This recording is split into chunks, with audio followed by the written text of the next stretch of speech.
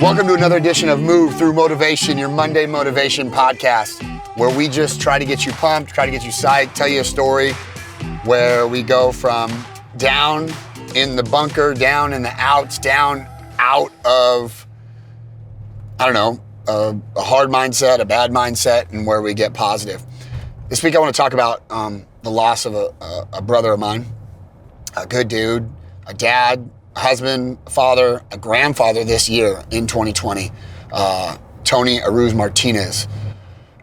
Ironically, Tony and me met because we both got cancer the same year. And we met actually through Instagram because his wife is part owner of a place called Cable CrossFit here locally in town. And we instantly connected. We would share messages. We would send pictures of us being in a chemo chair. We would tag each other. And he kind of became what I called my cancer bench. And what I mean when I say that is my cancer bench was people who I met during my journey at the time, and they were going through the fight too. And I feel like I lost like a family member. And I had a really emotional week. The week I found out, John actually was concerned a little bit because I was in a bad space. I found out when I was at a customer, and I just started bawling. I later went to lunch that day with my brother Dominic, and I started crying at lunch. And I haven't cried that hard for somebody passing away since it just hit me in so many levels. You know, he fought to the end. He fought to the very end. He got to meet his granddaughter before he passed. His wife, Autumn, and their two kids just are, if I look at it as if I'm looking in a mirror or I'm looking in a vision of what would happen if it was me.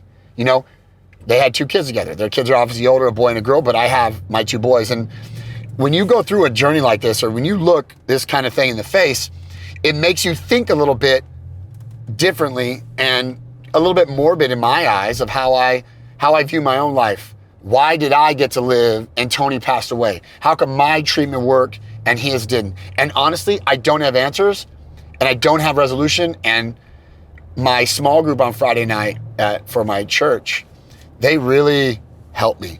I broke down. So that day I told you I cried with Dominic, right?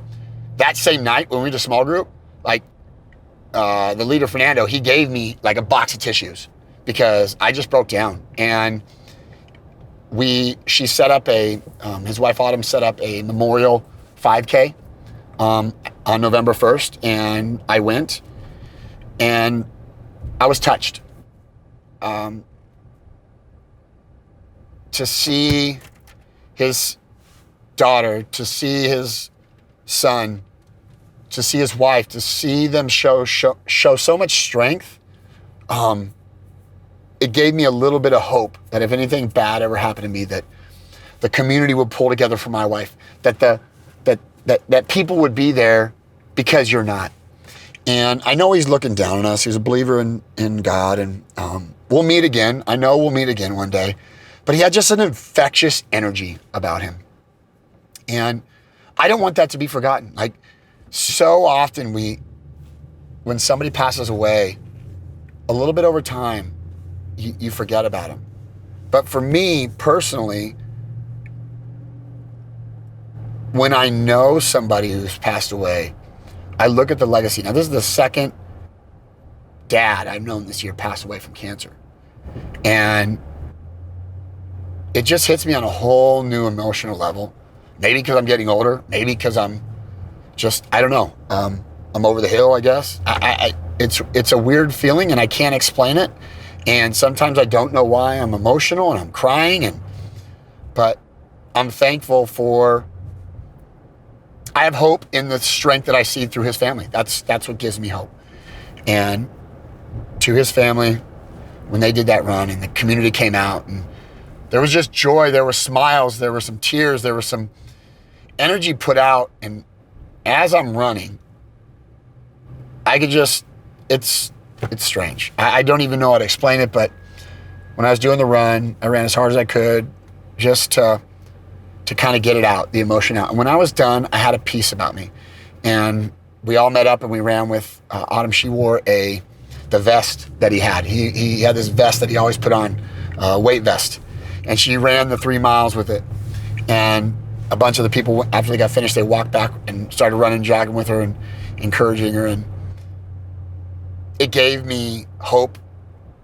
It gave me a little bit of clarity to know that his legacy still lives on in his strong family. And you really, I always say really a lot, but in the deepest part of my heart sometimes, the connection I feel is strange. I know people are like, well, Matt, you get so emotionally hit by these things. And it does. It hits me on a different level. You know, the only thing I could equate it to is when you come back and meeting veterans. That's the only other thing I could equate it to, because I've been in the fight. I know what it's like. But to see the family live on past, I